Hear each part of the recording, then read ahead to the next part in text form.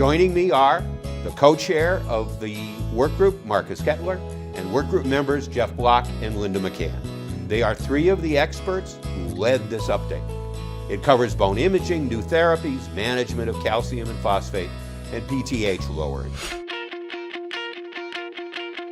I am a big fan of the Rockefeller Outreach Lab. It's inspirational and motivating. I think it's important that students are able to see people that look like themselves, who are doing something that they might not have originally considered was for them.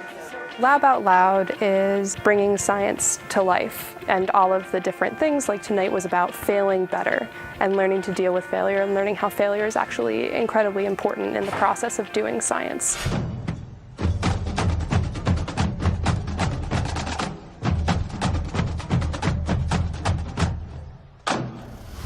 We're excited by the advances that we've made in islet cell encapsulation and delivery, and we've got a lot of very exciting data suggesting that these new devices may allow cells to live and function. The new guidelines come out from the U.S. Preventive Task Force regarding statins is a little bit different than other guidelines because as far as cholesterol management, they're saying that people who are over the age of 76 years, whether or not they benefit from statins remains unclear. Many approaches to type 1 diabetes have focused on the immune assault in the beta cell, and that is critically important.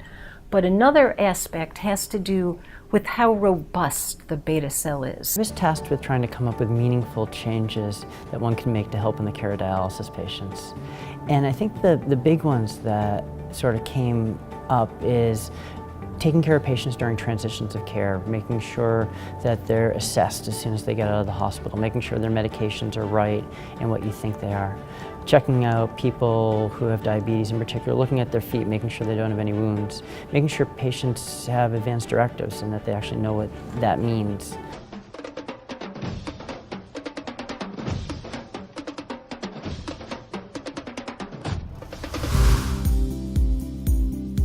I really feel that KDIGO has the opportunity to improve outcomes for our patients.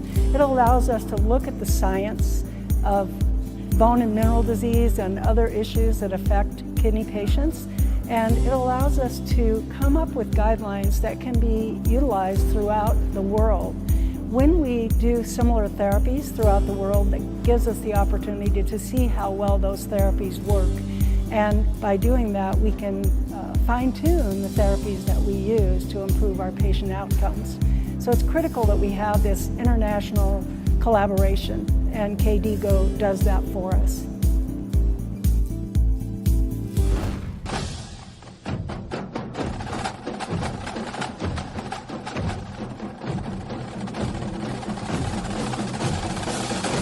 The work that we're doing in the laboratory, we need to explain it to people. That it has to be, and it is easy to understand. We're trying to help people. We're trying to make sure that people who are, in this particular case, suffering from type 1 diabetes can, at some point, don't have to worry about this anymore.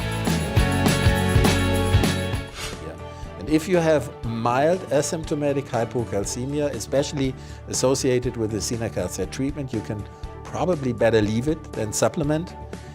Still, if you have a patient who is severely hypocalcemic, symptomatic, or has progressively rising PTH levels, you have to do something about it. T1D is when the pancreas stops working and the beta cells don't give yourself insulin.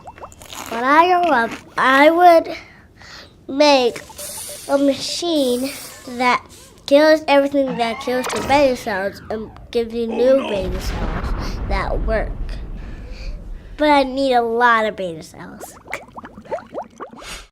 I think I sometimes sort of waffle between feeling like I got this made and this thing has totally got me around the neck and holding me down. Type 1 diabetes is a family disease. It never occurred to me as we were dating, and then of course the longer we were together, the more I understood. You have to take care of yourself and also be the patient. Diabetes is a lifelong condition. It does not discriminate.